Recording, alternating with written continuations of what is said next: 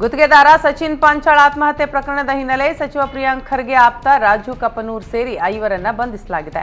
Railway police ಠಾಣೆಯಲ್ಲಿ ವಿಚಾರಣೆ ನಡೆಸಿ ಬಿಮ್ಸ್ ಆಸ್ಪತ್ರೆಯಲ್ಲಿ ಆರೋಗ್ಯ ತಪಾಸಣೆ ನಡೆಸಲಾಯಿತು. ಆರೋಪಿ ರಾಜು ಕಪನೂರ್, ನಂದಕುಮಾರ್, ನಾಗಭುಜಂಗೆ, ಗೋರಖನಾಥ್, ಆರ್.ಕೆ. ಪಾಟೀಲ್, ಸತೀಶ್ 5 ತಪಾಸಣೆ ನಡೆಸಿದ ಬಳಿಕ ಸಿಐಡಿ ಟೀಮ್ ಕೋರ್ಟ್ಗೆ ಹಾಜರುಪಡಿಸಿತು. ಈ ವಿಚಾರಣೆಯ ಸಂದರ್ಭ ಬೀದರ್ನ ಜೆಎಂಎಫ್ಸಿ ಕೋರ್ಟ್ನಲ್ಲಿ 5 ಆರೋಪಿಗಳನ್ನು ಹಾಜರುಪಡಿಸಲಾಗಿತ್ತು. ವಿಚಾರಣೆ ನಡೆಸಿದ ನ್ಯಾಯಾಧೀಶ ರಾಮಮೂರ್ತಿ ಆರೋಪಿಗಳಿಗೆ ಜನವರಿ 15ರವರೆಗೂ 5 ದಿನ ಸಿಐಡಿ ವಶಕ್ಕೆ ನೀಡಿ ಆದೇಶ ಹೊರಡಿಸಿದೆ. ಮೆಟ್ರೋ ಪ್ರಯಾಣಿಕರಿಗೆ ಬಿಎಂಆರ್ಸಿಎಲ್ ಗುಡ್ ನ್ಯೂಸ್ ನೀಡಿದೆ. ವೀಕೆಂಡ್ ಮುಗಿದ ಬಳಿಕ ಸೋಮವಾರದಂದು ಮೆಟ್ರೋದಲ್ಲಿ ಜನಸಂದಣಿ ಅಧಿಕ ಇರೋ ಕಾರಣ ಮೆಟ್ರೋ ಸಮಯದಲ್ಲಿ ಬದಲಾವಣೆ ಮಾಡಲಾಗಿದೆ. ಹೀಗಾಗಿ ಇನ್ಮುಂದೆ ಪ್ರತಿ ಸೋಮವಾರ ಬೆಳಿಗ್ಗೆ 4:15ಕ್ಕೆ ಮೆಟ್ರೋ ಸೇವೆ ಆರಂಭ ಆಗುತ್ತೆ.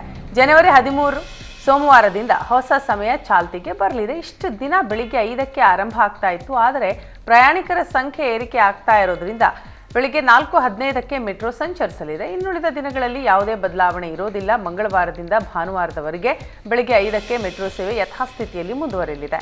ಸೋಮವಾರ ಪ್ರಯಾಣಿಕರ ಸಂಖ್ಯೆ ಹೆಚ್ಚಾಗುವ ಹಿನ್ನೆಲೆಯಲ್ಲಿ ಆ ದಿನ ಮಾತ್ರ ಸಮಯದಲ್ಲಿ ಬದಲಾವಣೆ ಮಾಡಲಾಗಿದೆ. ದೂರದ ಊರಿನಿಂದ ಬರುವವರ ಅನುಕೂಲಕ್ಕಾಗಿ ಸಮಯದಲ್ಲಿ ಬದಲಾವಣೆ ತರಲಾಗಿದೆ ಅಂತ ನಮ್ಮ ಮೆಟ್ರೋ ನಿಗಮ ಪ್ರಕಟಣೆಯಲ್ಲಿ ತಿಳಿಸಿದೆ.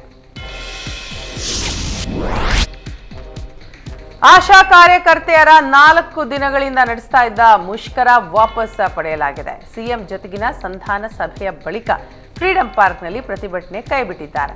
ಸರ್ಕಾರವು ತಿಂಗಳಿಗೆ 10,000 ರೂಪಾಯಿ ಗೌರವ ಧನ ನೀಡುವುದಾಗಿ ಸಿಎಂ ಹೇಳಿದರು. ಇದರಲ್ಲಿ ರಾಜ್ಯ ಸರ್ಕಾರದಿಂದ 5,000 ಮತ್ತು ಕೇಂದ್ರ ಸರ್ಕಾರದಿಂದ 5,000 ಹಣ ನೀಡಲಿದೆ. ಇನ್ನು ಆಶಾ ಕಾರ್ಯಕರ್ತೆಯರ ಪ್ರತಿಭಟನೆಯ ಬಗ್ಗೆ ಹಲವು ಬಾರಿ ಸಂಧಾನ ನಡೆಸಿ ಸುಸ್ತಾಗಿದ್ದ ಸರ್ಕಾರ ಇದೀಗ ಆಶಾ ಕಾರ್ಯಕರ್ತೆಯರ ಮನವೊಲಿಸೋದರಲ್ಲಿ ಕೊನೆಗೂ ಸಕ್ಸಸ್ ಆಗಿದೆ. ಪೋರ್ಟಲ್ ಸಮಸ್ಯೆ, ಆರೋಗ್ಯ ಸಮಸ್ಯೆಗಳಿಗೆ ಹೆಚ್ಚುವರಿ ರಜೆಗಳನ್ನು ಒದಗಿಸುವುದನ್ನು ಸಹ ಸರ್ಕಾರ ಭರವಸೆ ಕೊಟ್ಟಿದೆ. ಗೌರಿ ಲಂಕೇಶ್ ಹತ್ಯೆ ಪ್ರಕರಣದಲ್ಲಿ ಬಂಧಿತರಾಗಿದ್ದ ಎಲ್ಲ ಆರೋಪಿಗಳಿಗೂ ಜಾಮೀನು ಮಂಜೂರಾಗಿದೆ. ಆರೋಪಿ ಕಲಾಸ್ಕರ್ ಸಲ್ಲಿಸಿದ್ದ ಅರ್ಜಿಯ ವಿಚಾರಣೆ ನಡೆಸಿದ ಸಿಟಿ ಸಿವಿಲ್ ಮತ್ತು ಸೆಷನ್ಸ್ ನ್ಯಾಯಾಲಯ ಜಾಮೀನು ಮಂಜೂರು ಮಾಡಿದೆ. ತಲೆಮರೆಸಿಕೊಂಡಿರುವ 15ನೇ ಆರೋಪಿ ವಿಕಾಸ್ ಪಾಟೀಲ್ ನಿಹಾಲ್ ಹೊರತುಪಡಿಸಿ ಎಲ್ಲರಿಗೂ ಜಾಮೀನು ಸಿಕ್ಕಂತಾಗಿದೆ. ಆರೋಪಿ 2 ಲಕ್ಷ ರೂಪಾಯಿ ಬಾಂಡ್, 2 ಶ್ಯೂರಿಟಿ ನೀಡುವಂತೆ ಷರತ್ತು ವಿಧಿಸಿದೆ.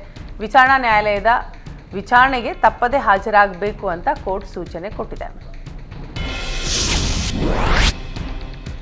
7ನೇ ತರಗತಿ ವಿದ್ಯಾರ್ಥಿಯೋರ್ವ ಮನೆಯಲ್ಲಿ ನೇಣು ಬಿಗಿದುಕೊಂಡು ಆತ್ಮಹತ್ಯೆಗೆ ಶರಣಾಗಿರುವ ಘಟನೆ ತುಮಕೂರಿನ ವಿಜಯನಗರದಲ್ಲಿ ನಡೆದಿದೆ. ಸರ್ವೋದಯ ಸ್ಕೂಲ್ನಲ್ಲಿ 7ನೇ ತರಗತಿ ಓದ್ತಾ ಇದ್ದ ತ್ರಿಶಾಲ್ ಮೃತ ವಿದ್ಯಾರ್ಥಿ ಪಾರಿವಾಳ ಬೆಟ್ಟಿಂಗ್ ವಿಚಾರವಾಗಿ ಸ್ನೇಹಿತರ ಜೊತೆ ಗಲಾಟೆ ಮಾಡಿಕೊಂಡು ಆತ್ಮಹತ್ಯೆ ಮಾಡಿಕೊಂಡಿರುವ ಶಂಕೆ ವ್ಯಕ್ತವಾಗಿದೆ. ಮೃತ ವಿದ್ಯಾರ್ಥಿ ಕೈಯಲ್ಲಿ ಡೆತ್ ನೋಟ್ ಸಿಕ್ಕಿದ್ದು ಸ್ಥಳಕ್ಕೆ ವಿಜಯನಗರ ಪೊಲೀಸರು ಭೇಟಿ ಕೊಟ್ಟು ಪರಿಶೀಲನೆ ನಡೆಸಿದ್ದಾರೆ. ಡೆತ್ ನೋಟ್ ಆಧರಿಸಿ ತನಿಖೆ ಮುಂದುವರೆಸಿದ್ದಾರೆ. ಜಮೀನು ತಕರಾರು ಕೋರ್ಟ್ನಲ್ಲಿದ್ದರೂ ವಿಶೇಷ ಚೇತನರ ತೋಟಕ್ಕೆ ನುಗ್ಗಿದ ವ್ಯಕ್ತಿ ದಾಂಧಲೆ ಮಾಡಿದ ಘಟನೆ ತುಮಕೂರಿನಲ್ಲಿ ನಡೆದಿದೆ. ವಿವಾದದಲ್ಲಿರುವ ಜಮೀನು ತನ್ನದು ಅಂತ ಕಬಳಿಸಲು ಮುಂದಾದ ವ್ಯಕ್ತಿಯೊಬ್ಬ ಜಮೀನಿಗೆ ನುಗ್ಗಿ ತೆಂಗಿನ ಮರಗಳನ್ನು ನೆಲಸಮ ಮಾಡಿದ್ದಾನೆ. ಜಮೀನು ಮಾಲೀಕರಿಗೆ ಮಾತು ಬರೋದಿಲ್ಲ, ಕಿವಿ ಕೇಳಿಸಲ್ಲ. ಅಂತಹ ವಿಶೇಷ ಚೇತನರ ಜಾಗಕ್ಕೆ ಪೊಲೀಸರೊಂದಿಗೆ ಏಕಾಏಕಿ ನುಗ್ಗಿದ ವ್ಯಕ್ತಿ ಜೆಸಿಬಿ ಮೂಲಕ ತೆಂಗಿನ ಮರಗಳನ್ನು ನೆಲಕ್ಕೆ ಉರುಳಿಸಿದ್ದಾನೆ. ಜಮೀನು ಮಾಲೀಕ ಸಿದ್ದರಾಮಯ್ಯ ಎಷ್ಟೇ ಅಂಗಲಾಚಿ ಬೇಡಿಕೊಂಡರೂ ಕೂಡ ಬಿಡದೆ ತೆಂಗಿನ ಮರಗಳನ್ನು ಉರುಳಿಸಿದ್ದಾನೆ. ಈ ವೇಳೆ ಸ್ಥಳದಲ್ಲಿ ಪೊಲೀಸರು ಹಾಗೂ ಸ್ಥಳೀಯರ ನಡುವೆ ಮಾತಿನ ಚಕಮಕಿ ನಡೆದಿದೆ. ನಮ್ಮ ಜಾಗವನ್ನ ನಮಗೆ ಉಳಿಸಿಕೊಡಿ ಅಂತ ರೈತ ಸಿದ್ದರಾಮಯ್ಯ ಕಣ್ಣೀರು ಹಾಕಿದ್ದಾರೆ.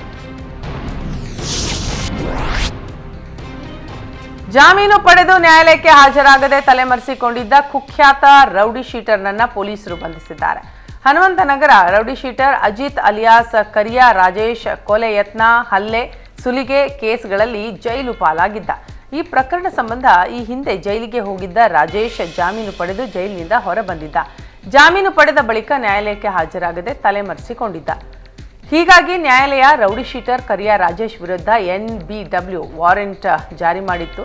4 ಪ್ರಕರಣಗಳಲ್ಲಿ NBW ವಾರೆಂಟ್ ಜಾರಿಯಾದ ಹಿನ್ನೆಲೆ ಆರೋಪಿಯನ್ನ ಹನುಮಂತನಗರ ಪೊಲೀಸರು ಬಂಧಿಸಿದ್ದಾರೆ. ನಕ್ಸಲ್ ಪರ ಸಹಾನುಭೂತಿ ರಾಷ್ಟ್ರಕ್ಕೆ ಹಾನಿ ಅಂತ ಸಿಎಂ ಸಿದ್ದರಾಮಯ್ಯಗೆ ಬಿಜೆಪಿ ನಾಯಕ ಸಿಟಿ ರವಿ ಟಾಂಗ್ ಕೊಟ್ಟಿದ್ದಾರೆ. ಪ್ರಾಮಾಣಿಕವಾಗಿ ಸಿದ್ಧಾಂತ ಬಿಟ್ಟು ಬಂದಿದ್ರೆ ತನಿಖೆಗೆ ಸಹಕರಿಸ್ತಾರೆ. ಅವರಿಗೆ ಸಹಕಾರ ಕೊಟ್ಟಿದ್ಯಾರು, ರಾಷ್ಟ್ರಾಘಾತ ಶಕ್ತಿಗಳು ಯಾರು ಅಂತ ಬಹಿರಂಗಪಡಿಸಬೇಕು ಅಂತ ಹೇಳಿದರು. ಶರಣಾಗತಿ ಸಾಂದರ್ಭಿಕ ಲಾಭ ಪಡೆಯಲು ಆಗಬಾರದು. ಸಿಎಂ ಬಡವರ ಪರ ಇರಬೇಕು, ತಪ್ಪಿಲ್ಲ. ಆದರೆ ನಕ್ಸಲ್ ಪರ ಸಹಾನುಭೂತಿ ರಾಷ್ಟ್ರಕ್ಕೆ ಹಾನಿ ಅಂತ ಕಿಡಿಕಾರಿದ್ರು. ನಕ್ಸಲರು ರಚನಾತ್ಮಕವಾಗಿ ಕೆಲಸ ಮಾಡಿದ್ದಿದೆಯಾ? ಬಾಂಬ್ ಇಟ್ಟಿರೋದು, ಸೈನಿಕರನ್ನ ಕೊಂದಿರೋದು, ನಾಗರಿಕರನ್ನ ಕೊಂದಿರೋದನ್ನ ರಚನಾತ್ಮಕ ಕಾರ್ಯ ಎನ್ನಲು ಆಗತ್ತಾ? ಸೇತುವೆ ಉಡಾಯಿಸೋದು, ಅಭಿವೃದ್ಧಿ ಆಗದಂತೆ ನೋಡಿಕೊಳ್ಳೋದು ದೇಶ ಕಟ್ಟುವ ಕೆಲಸವಾ ಅಂತ ಸಿಟಿ ರವಿ ಕಿಡಿಕಾರಿದ್ರು.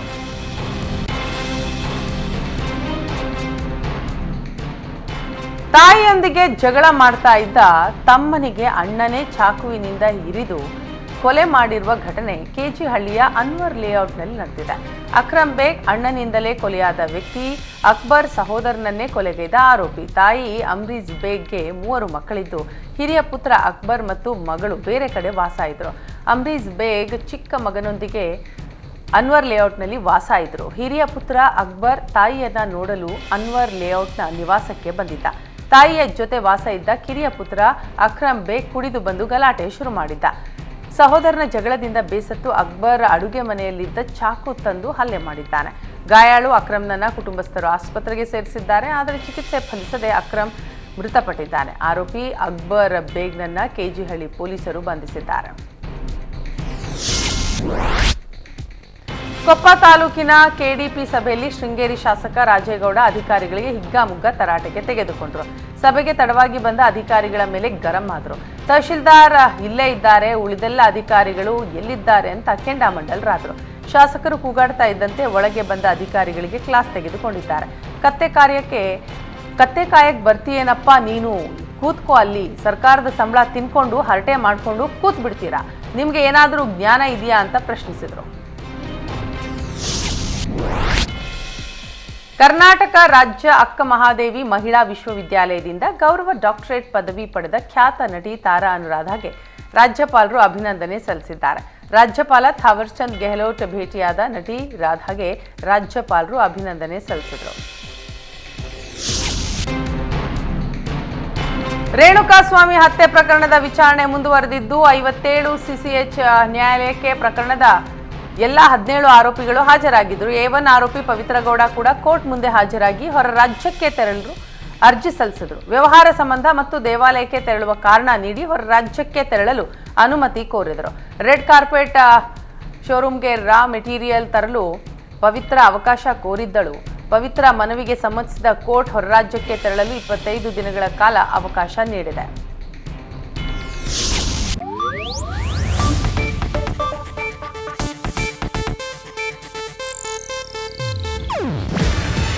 ಇದು ಏಷ್ಯಾನೆಟ್ ನ್ಯೂಸ್ ನೆಟ್ವರ್ಕ್ ಪ್ರಸ್ತುತಿ. ನೀವು ನೋಡ್ತಿದ್ದೀರಾ ಏಷ್ಯಾನೆಟ್ ಸುವರ್ಣ ನ್ಯೂಸ್.